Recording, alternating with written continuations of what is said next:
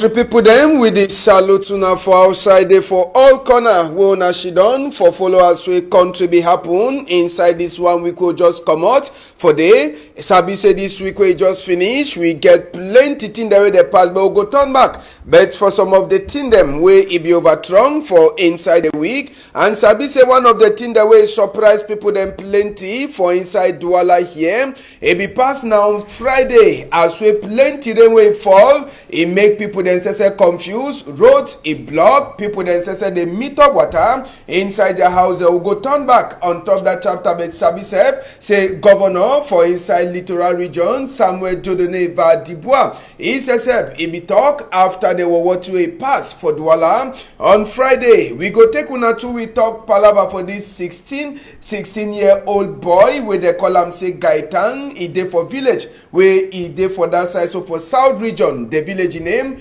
Biwamba, where they so this 16-year-old boy he kill his own nephew for Sika palava waiting. No man he never feel for Sabi. That's speaking just now. He dey for inside gendarme them hand. We go take una to enter for chapter for northwest and southwest. We could finish Chief Dr. Joseph Diongute. He be send Oga Ebune confiance for that side, so for Makanga quarters. Now for go talk Asia for Mami Comfort, where they be cut a bikini neck, where no be the overstay. Grand Tango says he don't talk say chief them. They don't prepare for turn back for village after plenty years them where they don't hide for inside Yawende, and even for Douala for Sika problem where they pass for northwest and southwest. This story them and other one we go try for look inside this for PIDGIN news debate where it pass just now. Country peoples, we get Oga Hashimu Adamu we dey with we after the long time we don't pass, we don't miss roads, but Sabi say be the prayer.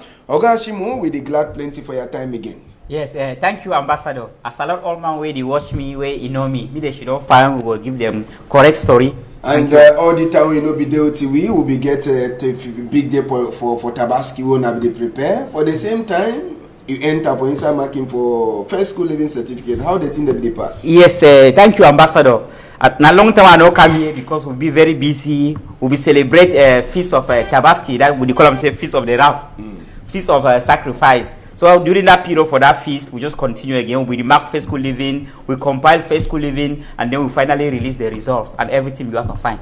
Okay, yeah. Another person we there for we house this afternoon.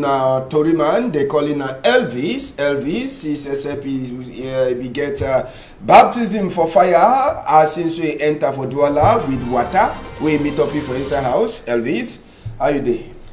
Thank you very much, Ambassador. Thank you very much. We're rushing for Asade for watch we. I want to say true, we really been a baptism as you know we enter so place we receive baptism. And this thing too, I want to use this opportunity for salute all journalism for Northwest and Southwest, and I want to talk Asia for some two them way for this week as they pass so they be get some small shaking. I want to say me then stay fine, and me I want join to my voice with the one for big man for journalism for talk say that kind of act where they do one for Tory people then so you know fine make them try to respect whether not for the side for military or not for the side for body they wear changshu, make them know say journalists then for give out the information the way he did.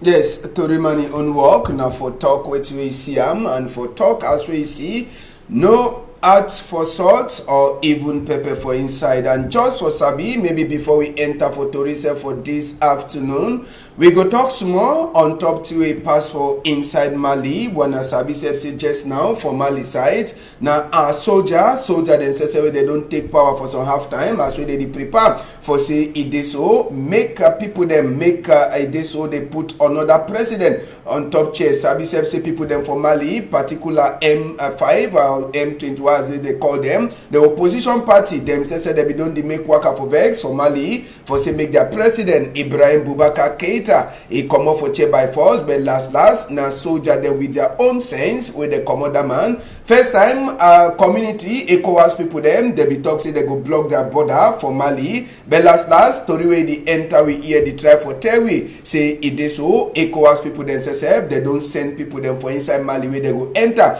this Saturday. And former president for Nigeria, former big man Goodluck Jonathan, we did for before that ECOWAS delegation we go for Mali for go she don be sabi say the new people there wey dey on top chair for Mali, the first people there wey dey welcome them inside them office na ambassador for Russia wey he come for can talk with the new people them. Oga Ashimu till wey don pass for Mali, plenty other people dey talk say if other country then say they be get that kind of sense for doing them, e dey like say some African country them therefore they go for before bed. We sabi say no na the first time for inside Mali, it just a normal thing when president want throw heads, soldier them they use na their own head for do one. Yes, Ambassador, this news na very big news, and I appreciate the people from Mali for what they don't do.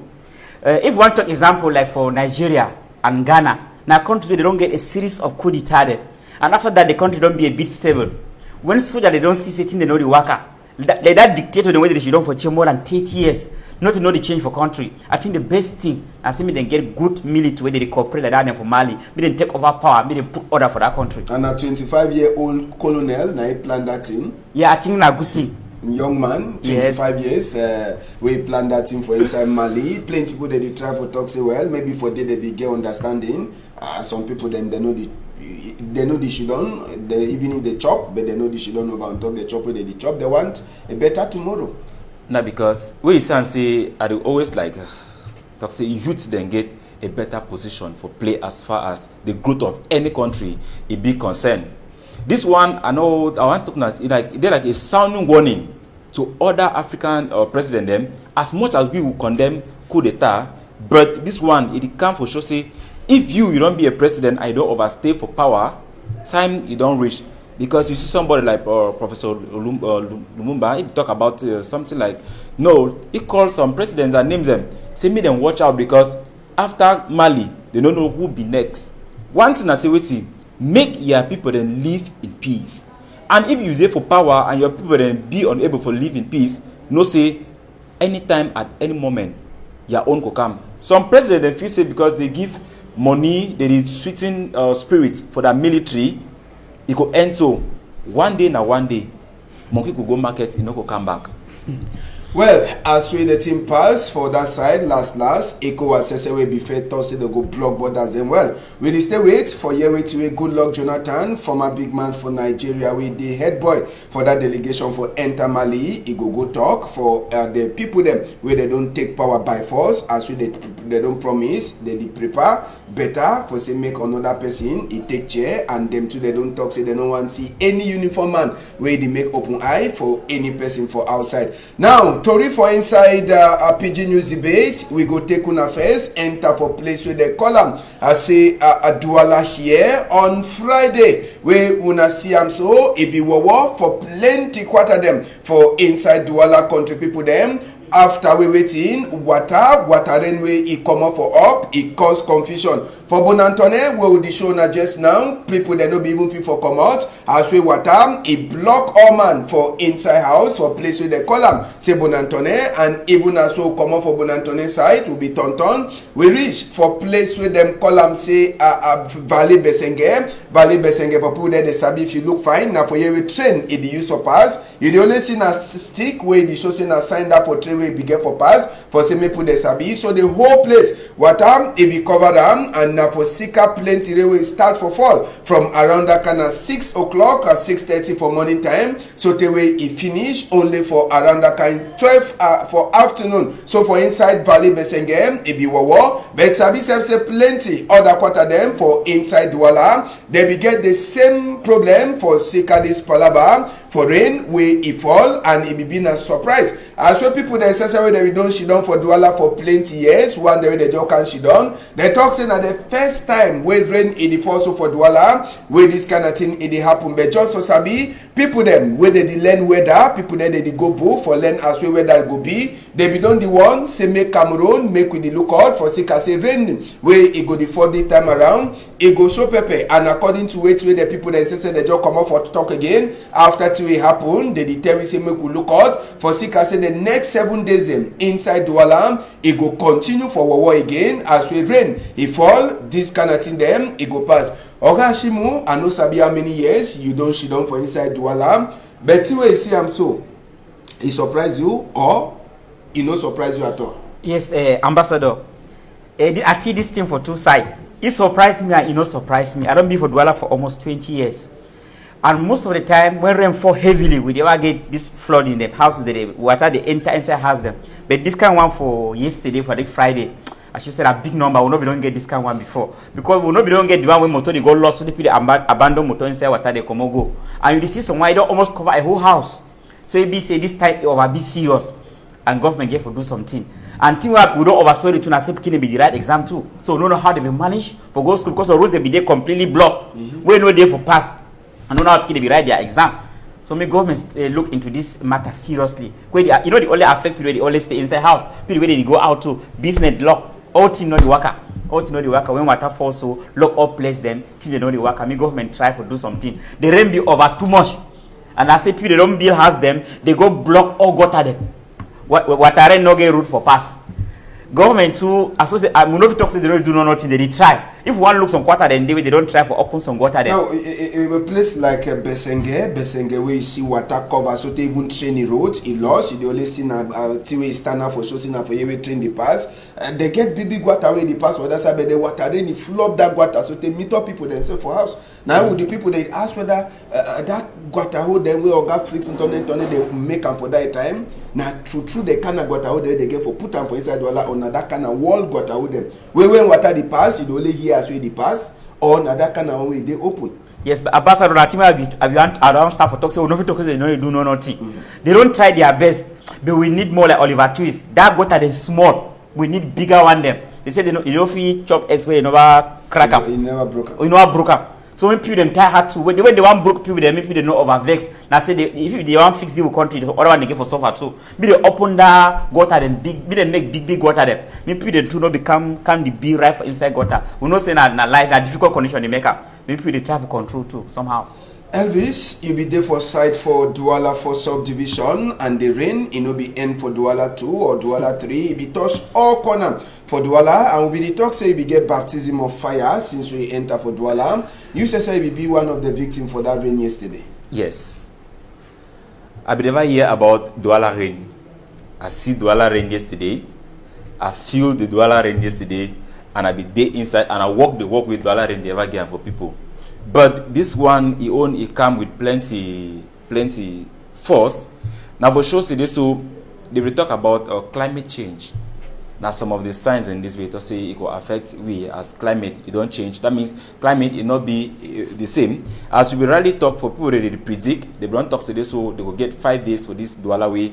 War rain could fall like this one, so they don't really ring people that hear them. Even though some people will not be taken serious because they not be believe in them. But that one now, the one that you don't pass.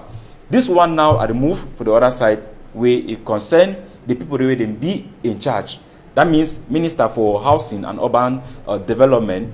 Now time this for you to for try now for look into which it concern Douala and their own town planning.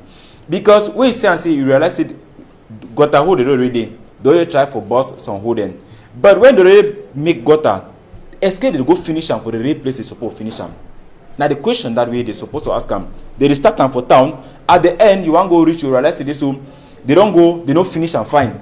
And when they don't finish and fine, people they see come again, can't be houses them for the very for that place.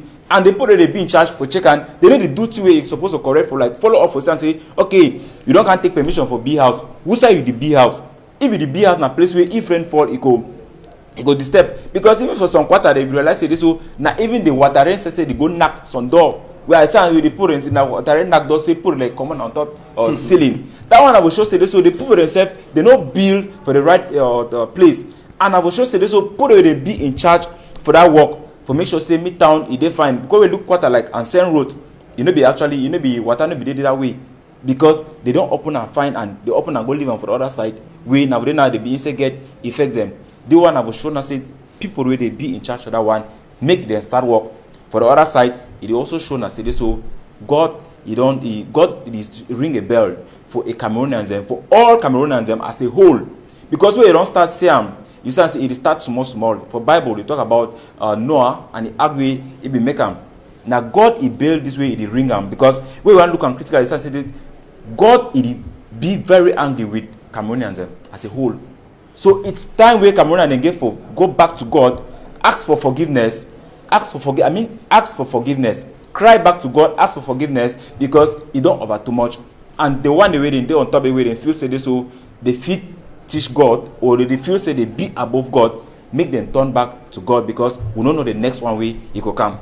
And just so sabi, after the rain we worry people them yesterday, we hear say some picking them, they no be free for enter for their exam house or for write exam. For Sika, the rainway it block plenty road them. We don't wake up this Saturday too with the turn for inside some place. Make we take una enter for Sab. We enter for one of the places and for Sable for Douala. Una see am say poto so they for all corner. The dirty way the water then carry am for different any can hibam all things so them. Now so to people them they don't wake up. Now for start for see as we day so they get for clean them compound the road. Yeah, for inside Sab on Friday, it no be the pass for Sika say water be flop outside. You see themself say this plan them all they don't carry am now water push am and people them where their chair them where they be there inside parlor water it come she done on top their chair. This Saturday morning time, all man it don't come out it in them and for some side rain it be this also for this Saturday, so people that is also continue for wipe their house and for commoting the ready water rain it don't already chakaram for inside Sable for Douala as soon as see then operation clean for plenty house them for that side. So for Sable for Douala for Sika this rainway it surprise people them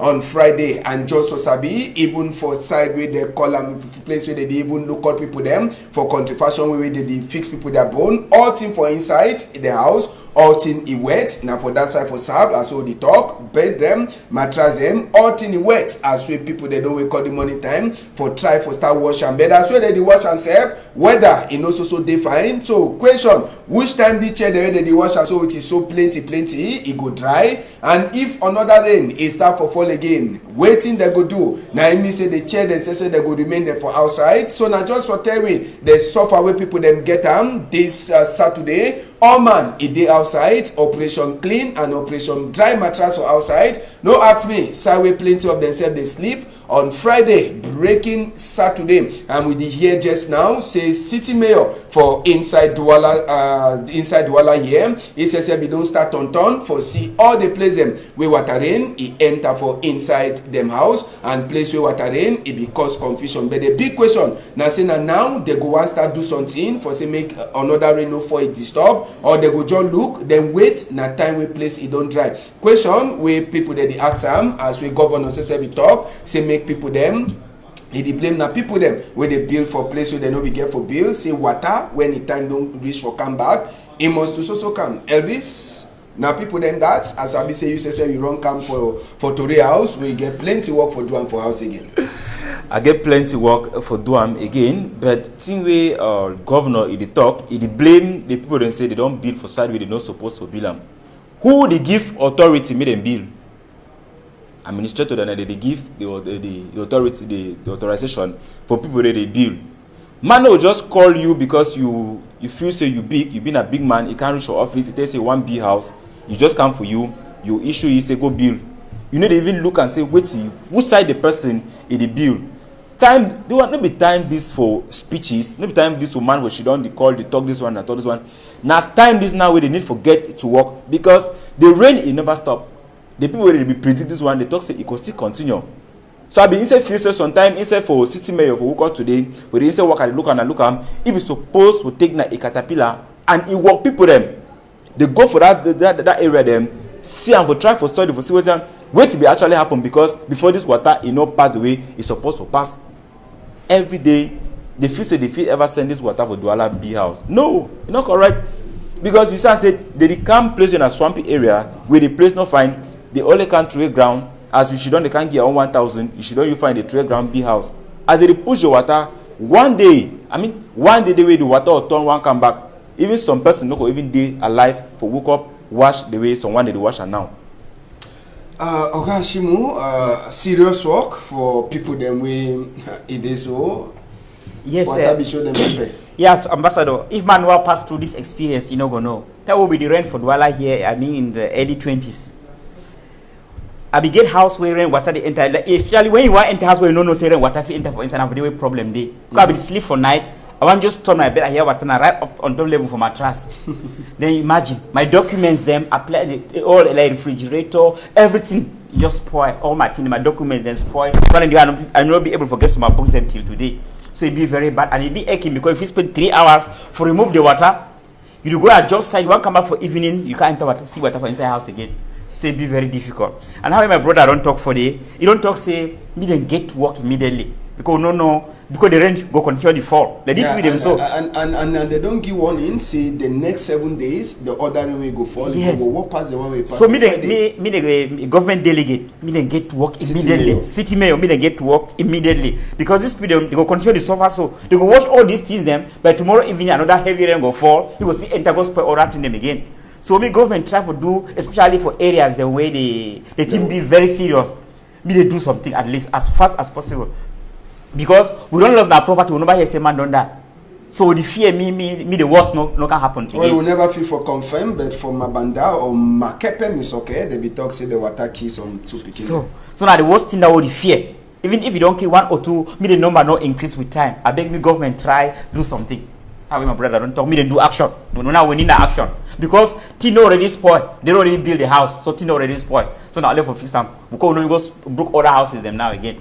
And one just take chance for congratulate to work with army rescue people them do for inside Douala. Sabi say the army rescue people them they be there for all corner where the water they for find people them where they dey for inside danger where they never fit for Christ. So they be there for all corner yesterday from 3 o'clock. So take for evening time army rescue people them they no be fit for rest for Sika Palava for rain and they don't talk say you a day for some danger side. Now just for you for put your touch on if you get touch you light them so that when they go the pass if the water they pass you they no fit see you when they see that light they go service some person it dey for the but thank God the water go down small on Friday and we did the 1 week with the talk the weather people did the one say the next 7 days Ego make we take una go for village where they call am same Vogba now for that side so for Biwong Bane for inside south region where it dey so young boy on the same way they call am say Gaitan he carry his own nephew for 6 years he go kill am he bury am for under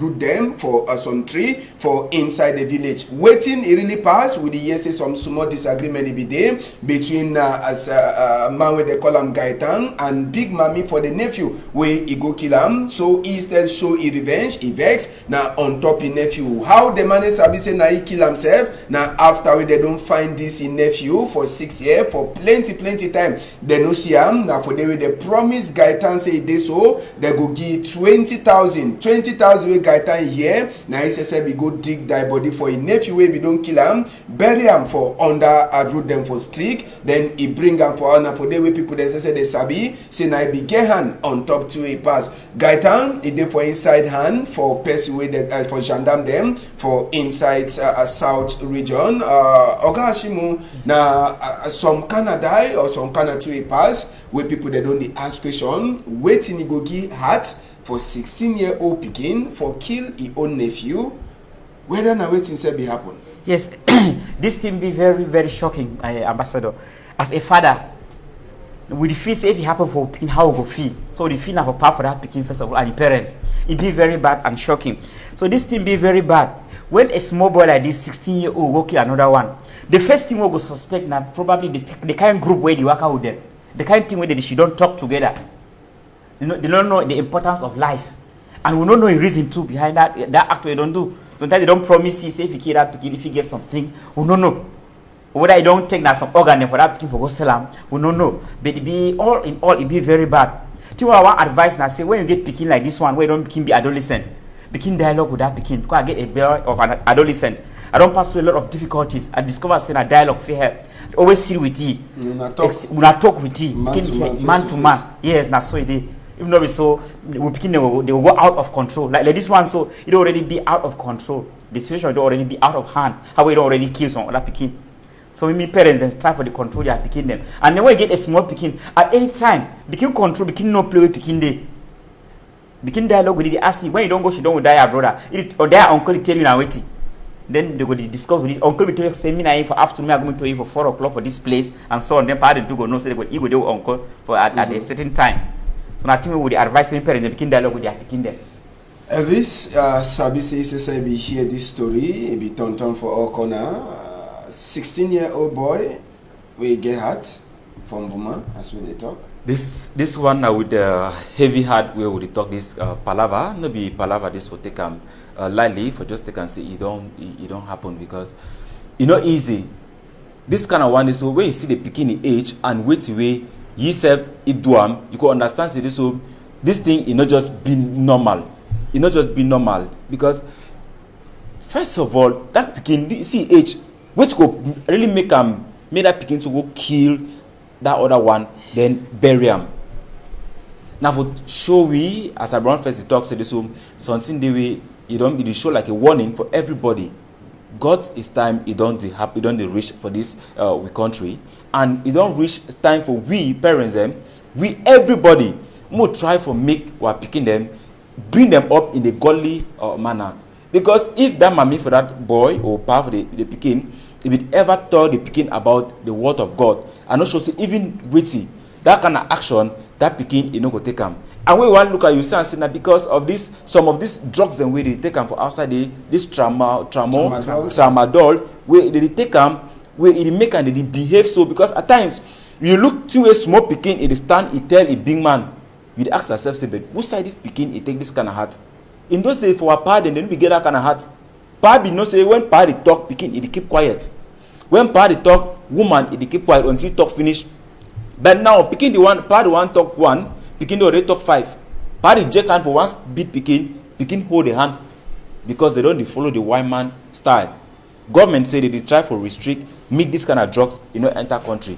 But every day the drugs say it enter country. Every day the picking they behave, they misbehave, and they do all this kind of argument they do them. But they change.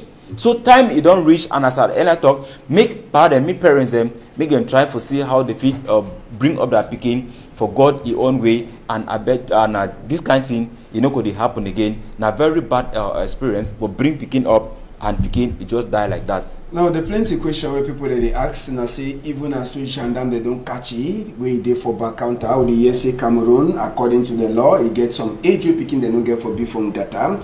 The time with that picking, if they're lucky, it will change it for anything or it, this kind of picking that they will get for send them for center away the state from their mind.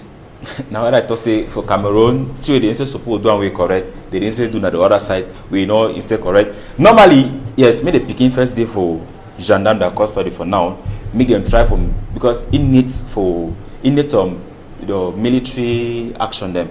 So if you see for instance if they get for beat them or they get for whip you underfoot for to say why you care about that, escape that one go change it. Yeah, Ambassador, I feel say it need punishment first of all, and then they get for find out could be like say no be normal.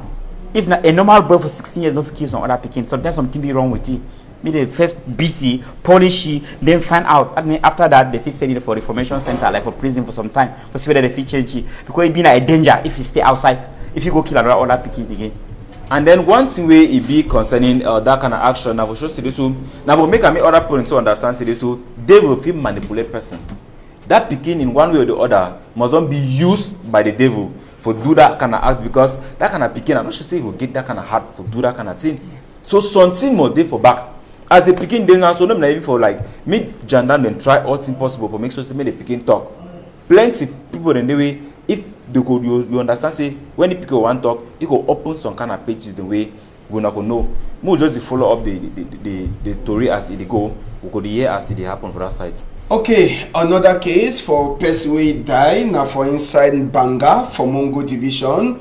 The week we just finish it be then a war week for inside Banga, particular for Q2. As we to re-enter for we hear Okada people themselves they be provoked inside this week after we they kill some of their combi where they call them say habitant with the year. Say the combi, this Okada man, native man we catch it be one sell, it be one thief Okada. They cut in neck as well they say that thief man, according to the Okada people them, woman we get the house, now the woman we the car, they buy all that thief Okada them. They come, they can chakara the woman in house, then they turn to for inside a town, chakara other people there they suspect. Say it they so they get hand on top this Akombi die. Now it make them soldier them and even police, gendarme them all. They be come out for outside. Sabi say divisional officer from Banga, from Mongo division, where they call him Soga Vo Armstrong. It's a Sabi talk and Sabi say na the DO he give money for family for say me they go keep that die body for that Okada man for inside co-house, and he don't promise say na Ngomna he go look on top the chapter time we burial time don't reach Ngomna too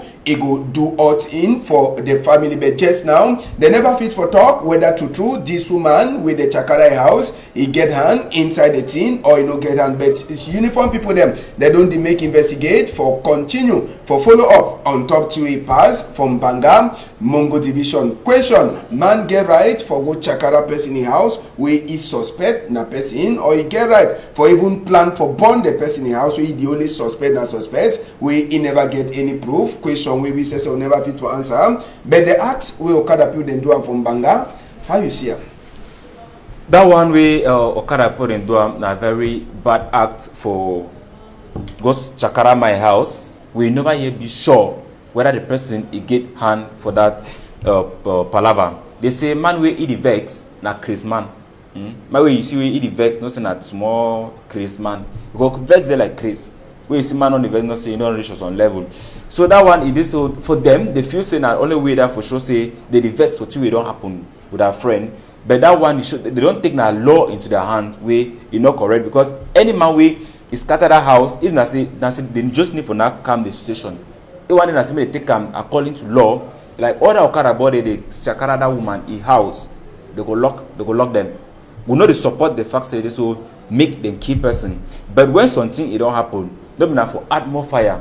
Now we'll see how the fee bring down the fire. I want appreciate which way they deal for that side.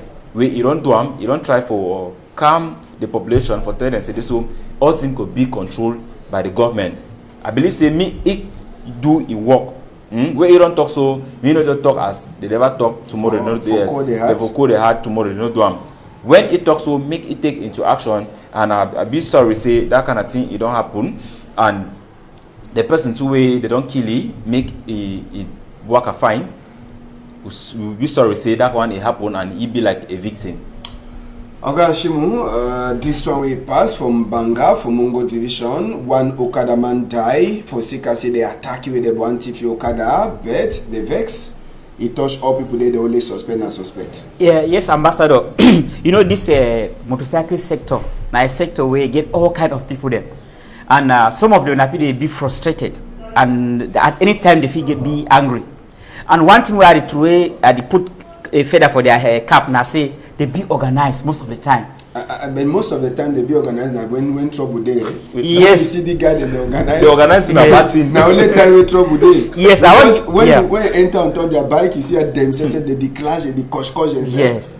It's sometimes they check whether they ever talk one talk. That's true, Ambassador. So I want to give example. I say I be buy a bike this tomorrow 2017. It disappeared with my bike, but I discovered a bike in 2020 for PK 21.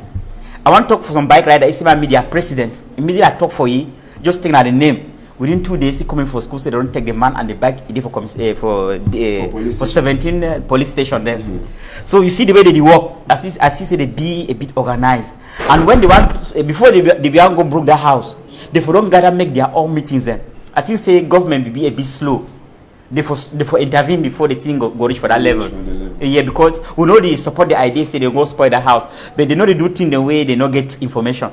At least sometimes they don't get reliable information to how on the back. But how we brother don't talk, you know we find say they take that law into their hands. If we go report now for police, the police do the rest. Okay. That's what we are talking. Thank you. All right, we go continue to read for this afternoon. We go take una enter with this amateur image. We go take una enter for road for a tumble for go for Nyasoso. Now for inside Kupe Maningoba division. Say with the roads, it been at roads where people then say the crime. Sabi say people them for inside a tumble or one them for Nyasoso. As well as Sabi chop. God don't bless you with better land, but roads day. So the people then say that they talk say plenty time. governor he don't promise say they go fix road, but Okada it is also dance in the normal dance for inside the World roads we una go see only for pass on top the road Okada get for kene plenty time them before he go even get in normal place for pass way it dey so the road self e over small it show self for sika the kene where the pass on northwest and southwest road there they be ever chapira for people them to for pass road 2 they know the fit for chapira again so bush for all for corner roads as we motor them say they tight population say plenty time they go promise them say they go come so they don't talk say they don't tire that promise say if governor he want do something make na action it happen make no be na talk e dey. They don't talk, they don't hear, they don't talk, action not be done, they talk every day, the people they continue to suffer. They say cow we no get tail, na God the know how the driver. So now we Cameroons that they don't take them within themselves, saying that they know how they do their own things. Them. I believe say Master Paul Tazong, you don't see him. I believe because me say we don't say one reconstruct northwest and southwest. I believe say that some of the area then that for sure they put in love because this kind of one and the thing is we start it bring vex inside people because every day we move chop go for market we pay tax they collect 100 every day for people then for money for ticket but who side did they do what did they do with the money because I believe say that money they should have collect them take back the money, go arrange the place where you don't spoil, arrange the market. But when you say and say they take the money, they take them for years. But that road is still remain the way it is. So, and when you see tomorrow, they put and stand, the one vex or the one come up outside for express, which they feel inside their heart, they go call the names them. So you say and say this palaver, we say all this problem way it happen for this country. They so nobody say they put and like for do them. When you don't push man, it go lean for wall. The man must wake up for retaliate. And when you want do them. They go call the name. So now time this way, may they act, may they not wait, may they put and stand now for one duty we no correct. They will start call the names them. So man way get here, make here. Okay, Hashimu. Yes, Ambassador. Roads. Yes. Which of the commot? I think say this one not be the only road get problem, Ambassador. But first of all, I got thank you Equinoxe for the always show with that bad road they will get for this country. And at times when I don't show them so some change the be. We thank you plenty. Me God bless you. I will continue the work. We get the other roof on Kambe between Do and Kambe last time when I was sure too. So it be very bad in a very deplorable situation. Then from western region to northwest, it be very bad too. So however, brother, don't talk for you. We know say Patazon and Mr. John Donato will be my teacher. I will be a very dynamic man too. Now people they be very hardworking. We the praise me and try. How they want to construct northwest and southwest? Be they stand up for road. I beg me to stand up for road. And Sabi say road they plenty for inside their work. The road they for inside they get for work. Plenty of the road. The road. So me they start now road and then me they try because when road don't pass development, we just come after. So nothing now they cry. Me then try do something for road. Thank you. Okay, we go take una just now enter for different chapter. Sabi say bomb it never stop for hala for inside we country. Now they put am or now they put am. We will just finish am. Wanna Sabi say for for Friday. It already make 1 week. We inside some bar for that side. So for Bata Mokolo. Now battery for motor where they use and make this bomb where they go land am on top table for inside this bar where people then say that they drink am. According to Tori we enter for inside we here. They say now some person we enter for them. He make like say if you want drink mimbo after we finish. He come out. Then he did like say time we come out. Now the time that we go make the bomb. He holla. Lucky say plenty people they no be there inside the bar. But yes say the few people them where they get caught. They go surely only cut their food them as we Congo side enter for inside we here. But just now they don't talk. Why the bomb they don't overstart plenty for inside Yawin Day. We never finish or talk the one we happen for Bata for inside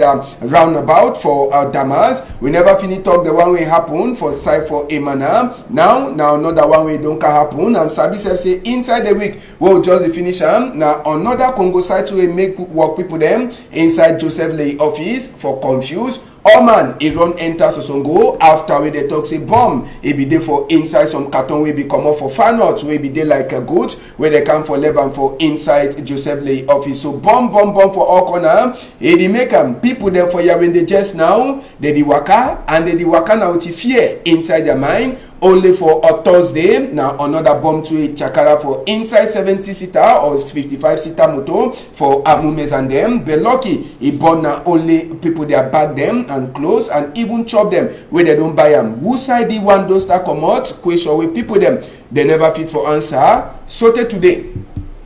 And just so sabi say inside this bomb way pass for that side, so for Abata Mokolo, Dikume, make we enter for the other image for concerning this bomb where the camera them for road last it dey like say they pick the person where be there with the back according to image we don't the turn on social media the show say na the man that we be hold the back for bomb that motor the battery for motor where they use them for the bomb. Now say that he can't turn out for corner roads, no motor or no Okada way pass, he gree for break am, as one go take time look am. Plenty Okada they will come pass way before, he no go take no one. And even for the taxi they say they pass, he only turn up in the wait. He own special Okada where they like say they don't finish talk and he be the wait am. The taxi man want turn up, he no gree, he continue for a work am. Different taxi too he go come pass, he no pick am, where he the show say he dey so this with camera last they don't start for work better as well be check say they be the only see now other people they when they want make work for Vexo Road, but this time around they don't start work and now so now the CM now the camera say that way cash so they wait time with the boy he last enter the Okada. Yes, now the Okada that way they say go last enter on top where he dey like say all them they don't make plan on top this bomb for that side, so for Bata Mokolo inside Yawinde. So after he enter on top the Okada they will say them two they look it the show say na plan see as they look for corner for talk say now the look we who know the look we. So now the thing that way the camera for roads he pick am we will say we see am Oga Shimu bomb for inside Yawende it don't too much. The one for Bata Mokolo, just imagine say be dinner for inside Mokolo market or for the top different Tori, and the other one way is fighting people them for inside Joseph Lee office for the week. Then the one for inside Mogamo Amumezam, all that one them so people they don't be confused. So it means say you are in the system now, it no be in a safe haven. Yes, Ambassador. My brother don't talk for this. Same people then try grow in the fear of God. If they want to educate people about religion, me they know say, you know fine for kill human being. What you gain when you kill another person. So this people the way they go put that bomb. First of all, life be very difficult for Cameroonians. People they live in a very difficult situations. Then you go aggravate the situation. You go spoil that. Let that man get that bar. You don't spoil you cheer them. You table that you don't even know means where you get them before you open that bar. You destroy if a level of poverty. That means it make you be poorer. Then you kill people them again. But then people they know, maybe they begin fear God, maybe they know. And then one talk say government don't already give small laxity. Time when they be start that bomb them for north. A lot of security be there for this side. They do a lot of control. So me government continue with thing when they be start many years back when they be start that bomb them for north. Me they make a lot of control and then without their camera them too. Me they install that camera them fine and then me they begin the control people with their movement them. Me they be serious, me police them to begin the control because like for northwest and southwest, we know they still here bomb them again for northwest and southwest. Even for north, bomb them don't become reduced. So they don't become the run now, they come now for Yaoundé. Next time go be in Douala. So the best thing I say me government try for reinforce security. Me they reinforce security that we want of.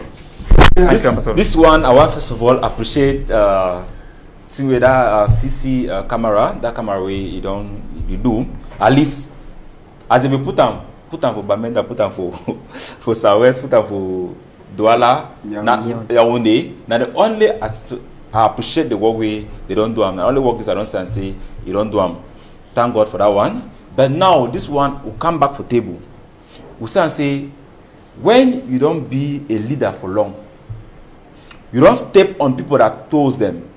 You don't know who and who they look you with bad eye. Now why that you decide and say some kind of mystery, some kind of bad thing that now it happen for this country. And when you want to ask question, who be responsible for this thing then? You not gonna know who be responsible because you as a leader where you be, you don't touch people them. You don't jam people them way in such a way some man they try anything the way if you do them for revenge, for make and say place where you do, if you say you get peace, that peace you not go get them. This one now for government for Cameroon or for the leader, I mean like for the head of state, for you now for call for look into he pocket them for see how if he bring back Cameroon, make it live like one. make a Cameroonians he get conscience, make he get feelings for a brother, because now the way this country is, Cameroonians don't get love for one another again. Why? You don't know who be who. The thing if you say if you should not discuss and with A or B, as you talk for A get the friend way they tell you for that side, we don't make an out enmity over plenty for this country. And only thing we need an awiti, we need a peaceful settlement, we need a peaceful Cameroon. And what if it do? How that one if it come about? Not only for Cameroonians therefore reconcile and turn back for be one and indivisible Cameroon way they don't always be, and make the love for each other make it be, and how it will be. Now for them for acts, now for them for like look place where that's forgive one another and make this country it different, because this kind of one is so it happen every day. The one will happen for a moment. Just imagine now in a 70-seater bus. Just imagine say if nobody said the put don't go outside. If they put a BCD inside and that thing happens, so many people and die. How many people for die? Heart attack for day. People just they get high blood. That just imagine the one, and you see the place where they target them, bus, bar, population they ever day. So it now a warning bell. It as it talk now a trumpet where it ring, and man where it no say get for act. May this thing stop. May it act fast. If you still get love and feelings for Cameroonians. Alright, and just for Sabi, so for on top chapter for inside this bomb, even as we are plenty, this also continue for pass. Inside the week we'll just finish Oga Ebune Confiance, it be did a special eye for Chief Dr. Joseph Diongute, where SSF is sent for that side, so for Makanga quarters, inside Moyoka subdivision, Fako division for Southwest region. Wanago Sabi, the story already concerning that woman where they call him say comfort, where it so they be caught in neck and video it on for social media. Chief Dr. Joseph Diongute, when a head boy from Gomnam, he be talk say no be fit for Shidon, where he no send some person as we plenty work there for your hand for say make he go here and talk Asia when and Gomna Asia for that woman. Now so to Oga Ebune Confiance when a chief for cabinet he go there, he talk for Mama Comfort, say make he no cry again, saying Gomna don't see where it happen for a Pekin, and Gomna it is also continue for fight for see, say make thing them finish, say make the kind killing them, he no pass again. Sabi self say inside the work away he make him, the same day we make him, Mama Comfort, he be the talk to say they be don't fake and make it open eye for talk for he say ask why he bury the Pekin inside compound where they be don't talk say they no one time. So just now, Sabi self saying Gomna after Oga Confiance Ebune, he enter for inside place where they call him Makanga. They don't talk, say they will also continue for the look at this woman, he be left 2 picking them for back, and for Sika say they is also pass for the house, the 2 picking them, they don't go hide them for say make something too, it no happen with them. Oga Ashimu, you be there outside, time all the thing be dey happen. This work away, it is so gom na do am, and this for the first time where I see urgent worker so it never pass for some time. We sabi say from Gabu, it be take some time, but this one na swift one way just happen. Team for congratulate. Yes, I think Ambassador na a very good thing, and we congratulate the government for thing where they don't do. Now, we Prime Minister says don't send person officially to go see that family. Team I want act for them and say how they don't hide that 2 picking them. You know, say this people they so they know say minister they will say don't already treat with government people that they feel do any other thing for you. So if we they didn't take mommy too. They go the mommy talk say he no go come out, say na caterpillar go come out for your house. Okay, so because they don't promise you say they will come burn the house, but they say no come on your house. So for your own security, I for talk for mommy say me mommy accept me then government take you go put it for a safe place. Even now for the same town, they me leave the house. Me go stay for government house under the hierarchy for that area. That mean the DO or the mayor and so on, me stay for some place be safe or out of the town because if you attack at any moment. And I want to waste a lot again for that people. Then I behave say after they be killed that woman, they be mass arrest. They don't arrest plenty people there, and they kill plenty of those terrorists too. Because it will be very shocking. Actually, anyone will be see that video again for shed tears. Can be shed tears really.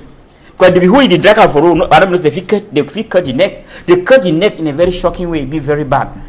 And just the same week or even the same day, they kill one of our brothers for Binka. They tie, they shoot you when they don't announce me no motorcycle no come out. If more motorcycle, they just holy killer. police them from Kambe, they be interact what they kill about 14 terrorists. I think they don't do fine work too. How did they been next time they don't keep person to when they quarter because they know say when they will keep person, police they will come and they can't keep other people them too. So I see me government continue for do that one. And but they will look at the killing.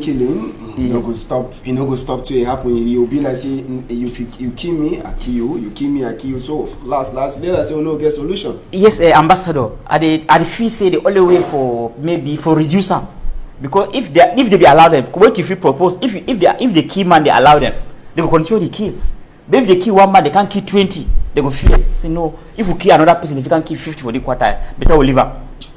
Yeah. Because the government get power. See, our might just come in for appreciate head of government, prime minister for thing way he don't do.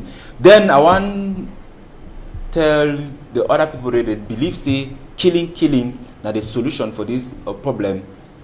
Say you know correct. And first of all, I want to talk for person because normally when you want to look this thing fine, you say and say it gets to do with something where they happen for northwest and southwest. So this one, it go as a warning, as those where they should for power, because we condemn killing, whether now who or who would deny the fact say that they keep them. Now time this all the power they will be, where they know where to we know how this thing it be start, and they know how this thing is supposed to end. May they act fast because I don't realize it so because some people them for some particular offices them.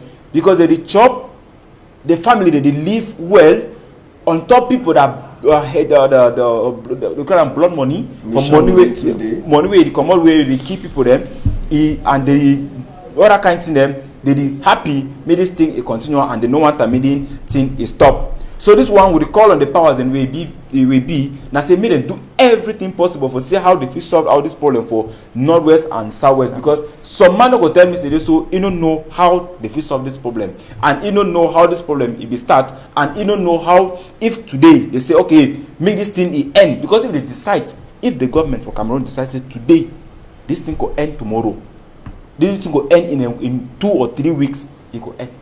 They know the right procedure for take up.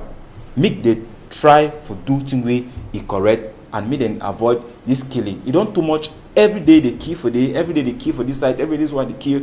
Now youth and the funny thing I say now youth they die. The old they remain, the youth they die. You Cameroonians they don't die too much. They don't over die. Time don't reach for make them stop this thing. Make them stop for the manipulate youth there. Alright, and we go finish story for this afternoon. We talk this Ndongamen, we Gratango, Ibigetam, and Sabi say this week we finish. Gratango be meet with the chiefs them, where they come up from southwest, and funds them, where they come up from northwest. And we begin minister them too, where they come up from these two regions them, where they be there inside this Ndongamen. According to what Gratango talk, he said the Ndongamen over vex, when Kunkumasa say don't vex, say no fit is Sabi. Say you know one time say they so ye like fun of funds them. He the year say he own combi them, they hide come up from their village where they shidon for inside Boya or for inside the littoral or even for Yawinde for Sikati where they happen for inside northwest and southwest. So inside the Ndongamen, Gratango say we be meet up with honorable them and senator them too. They come up from the two places them. He try for talk say time he don't reach where all man get for see as we they go send the chief them and the funds them back for their palace where they don't run come out for day. Sabi say they fund them and the chiefs they don't talk say they don't show sorry hearts for that boy the way they hold gun them say made they come out for bush as we then talk. But they say before they want enter for their village plenty country fashion too they must to do them for clean the blood way it don't throw over for on top their land. And Sabi say on top the same chapter con the people them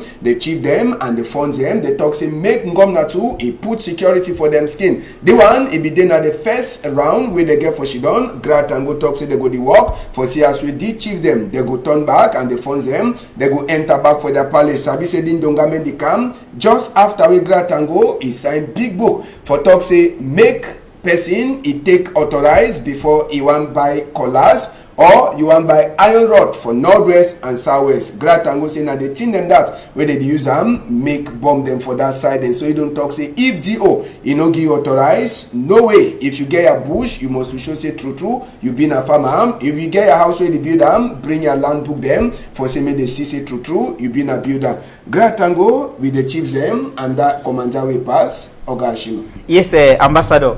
When I hear that law, we Prime Minister, yeah, so Minister of Territorial Administration, yes, Mr. Atangaji, would I be surprised because we be in an area or like people where they live for north and southwest, where no they will feel live where they get collapse for your house because the main activity they in a farming, they get for go for bush every day for go cut firewood. This one remind me about 3 years ago, they be invade Bonaloka just a day after the feast of the ram. Going to be kill person for Bonaloka, and you know, say you not get right for get a knife. When they meet you with a knife, they take you.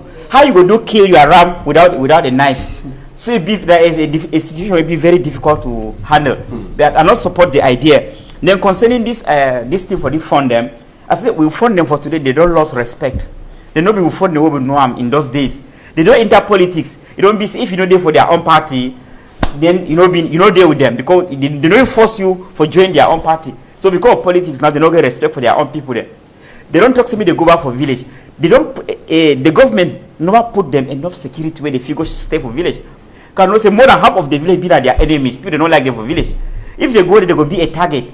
That people they feel kill them or they feel harm them. So I know they support them. You say me they go back for village. Checks in a trap.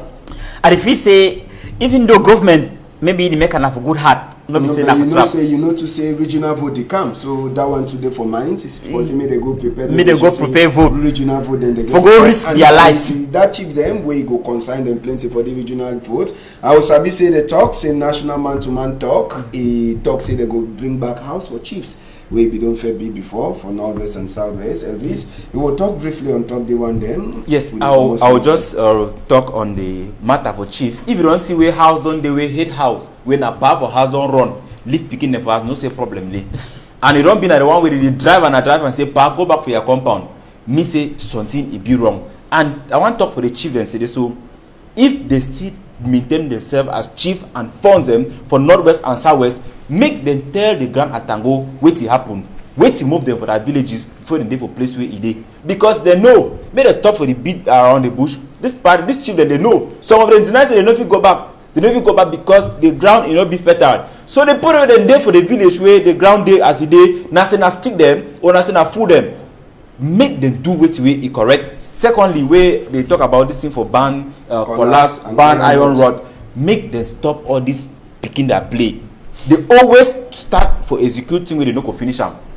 They don't ban Okada. Me know the circulate for some part them for this thing for the northwest. Tomorrow they ban this one. Tomorrow they ban that one. Make they not forget for no say so. Before this boy them when Changshu before they want act, they get at least a 2-year term plan. Where we want to say mid one stop the one. They already do that in them. Make them do. Time don't reach. Make them forget all this outing, going here, going there. You spend your hard-earned money for nothing. Make them take that money, do things where it correct. Make we live fine. Camerooners are hungry for live as one. Camerooners are hungry for live the way you come out you go sit down, you and your brother and sister, you invite your brother for Yaoundé, he can't stay with you for Bamenda for 2 days, you go back without any problem. We don't want to live in fear again. If we don't do something where it hurt Una in one way or the other, make them forgive we, take we back as prodigals on them, solve this problem, make them cheat them, go back, go rule we, the way we look them, and one go back, look or achieve them, bend down for embed them, salute them for palace. We know how the meter will embed again for bar. We know how the meter will embed them for Joe or for minister that office them for Yaoundé. We don't too much. We want to embed them. We want the meter will embed them for palace. Meter will achieve them for palace. We know how the meter them for bar and for ministers that office them again for Yaoundé. Make them go back. Make them do to it correct. Go back. Meeting and they fine. You don't. Okay. Country people them, Pidgin News Debate. We'd almost touch some of the trunk thing the way they pass inside this week. I want to say big thank you for people that they make the week for happen fine for inside Pidgin News Debate. We get Malice, we get Varios, and Francois people they be there for backside. We they see us we to read the waka. And Oga Shimu Adamu, he be there with me. Thank you plenty. Yeah, thank you, Ambassador. As I love my mommy, my auntie, the way they there for married for my nephew for Bamenda. Okay, and Elvis, we will surely get time for meet up. Thank you to plenty. I want salute all men of God. They will pray, say me peace, in return back for this country, and any man will get Cameroon at heart. Rebroadcast, it go day for Sunday. If you know be free for follow them all. Me, if Papa God help, Monday 8 o'clock we'll go meet up. On our tight.